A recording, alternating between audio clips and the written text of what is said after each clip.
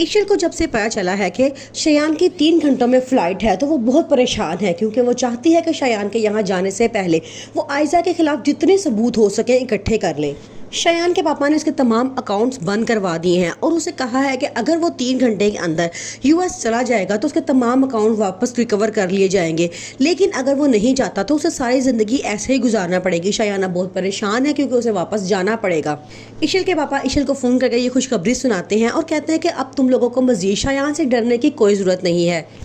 لیکن ایشل اپنے پاپا کو کہتی ہے کہ اسے ابھی نہیں جانا چاہیے، پاپا آپ کو اس کو روکنا چاہیے کیونکہ مجھے اس سے تمام ثبوت نکلوانے ہیں آئزہ آپی کے خلاف، ورنہ ان کی حرکتیں ختم نہیں ہوں گی اور وہ میری طلاق کروا کر ہی چھوڑیں گی۔ انایا نے اپنے پاؤں پہ کھڑے ہونے کا فیصلہ کیا ہے۔ اس نے کہا ہے کہ وہ خود اب اپنے بچے کو پالے گی۔ DNA کی رپورٹس آ چکی ہیں اور اسے یہ بات ثابت ہو چکی ہے کہ یہ بچہ روحان کا ہی ہے۔ اب روحان بہت شرمندہ ہے، وہ انایا سے معافی مانگنا چاہتا ہے، لیکن وہ جانتا ہے کہ انایا اسے کبھی معاف نہیں کرے گی، کیونکہ انایا بار بار اسے ایک ہی بات کہتی تھی کہ اگر تیری رپورٹس صحیح آ گئی تو میں تمہیں تمہارے بیٹے سے کبھی نہیں ملنے دوں گی۔ عاشر روحان کو سمجھانے کی بہت کوشش کرتا ہے اور کہتا ہے کہ میں تمہیں کتنا کہا تھا کہ DNA سے دستبردار ہو جاؤ، لیکن تم نے میری بات نہیں مانی۔ اب دیکھو تمہیں خود ہی شرمندگی ہوئی ہے نا، اب جاؤ اور اسے منا کے واپس گھر لے کے آؤ، کیونکہ وہ بد کردار نہیں ہے۔ آئزہ جو اب بار بار اسد کے دل میں یہی بات ڈال رہی ہے کہ ایشل کو عاشر کی زندگی سے نکالنا بہت ضروری ہے، اس کی وجہ سے ہماری زندگیوں میں اتنی پریشانیاں بن رہی ہیں، اگر وہ چلی جائے گی تو ہم سب سکون کی زندگی گزاریں گے۔ اور اسد نے بھی عاشر کو اب صاف اس بات کا حکم دیا ہے کہ وہ ایشل کو طلاق دے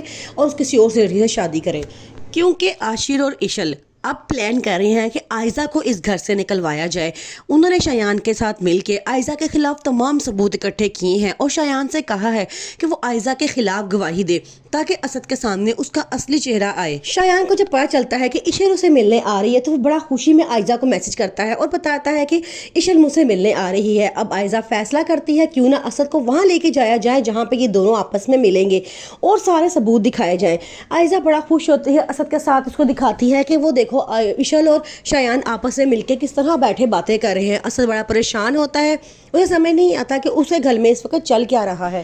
آئزہ بہت پریشان ہے کیونکہ شایان اسے بار بار کال کر کے تنگ کرتا ہے اور کہتا ہے کہ میرا کام پورا کرو نہیں تو میں تمہاری سچائی سب کے سامنے لے آؤں گا، تمہارا گھر برباد کر دوں گا۔ آئزہ بھی پریشان ہے کہ ایسی کیا وجہ ہے جو شایان ایشل اور عاشر کی طلاق چاہتا ہے۔